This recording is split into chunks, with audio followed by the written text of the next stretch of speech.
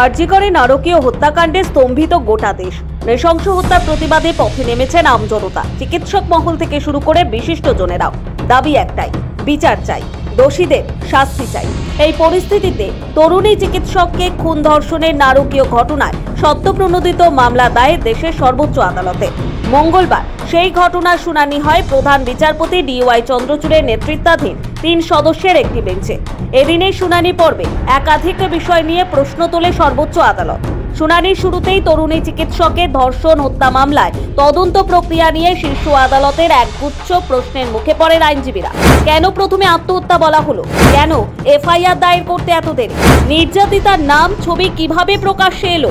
কেনই বা হাসপাতালে ডাক্তারদের জন্য ন্যূনতম আলাদা বিশ্রাম কক্ষ থাকবে না?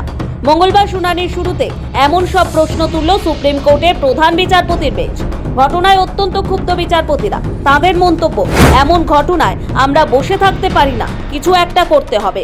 বিচারপতিদের বক্তব্যে স্পষ্ট, গোটা ঘটনাকে যেভাবে প্রশাসন তুলে ধরেছে তাতে তারা বিরক্ত।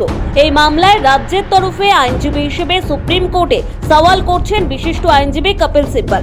তাকেই একাধিক প্রশ্ন করে প্রধান বিচারপতি DY চন্দ্রচূড়, বিচারপতি JB পারদিওয়ালা এবং বিচারপতি মনোজ মিশ্রের বেঞ্চ। প্রশ্ন ওঠে, রাত 8:30টায় মৃতদেহ হাসপাতাল থেকে ছাড়া হলো, 11:45-এ FIR কেন?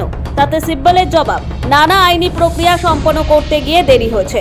প্রশ্ন তোলা হয় আরজিকরে হাসপাতালে তৎকালীন অধ্যক্ষ ডাক্তার সন্দীপ ঘোষের ভূমিকা নিয়ে। তিনি কি করছিলেন?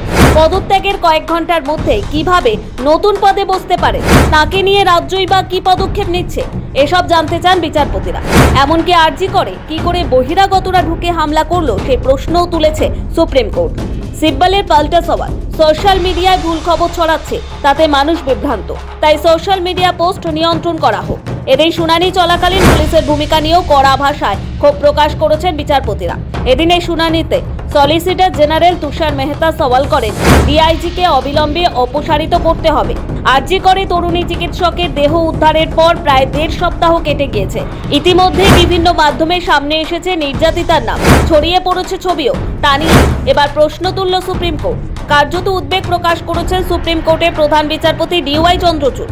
এছাড়া আরজিকর হাসপাতালে চিকিৎসকদের আন্দোলনে মাঝরাতে যে হামলা ঘটল তা নিয়েও উদ্বেগ প্রকাশ করেছে সুপ্রিম কোর্ট।